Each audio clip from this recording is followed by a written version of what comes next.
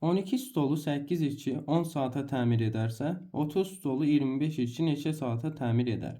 Bunun üçün ilk öncə iş, zaman və işçi yazmalıyıq. Sonra isə şərtimizdə verilənləri bu sxemdə yerinə qoymalıyıq.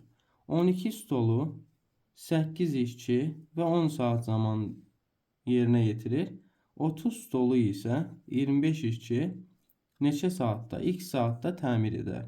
Biz bu x'i tapmalıyıq. Bunun üçün 12-ni x-ə vurub 25-ə, 30-u isə 10-a vurub 8-ə vurmalıyıq.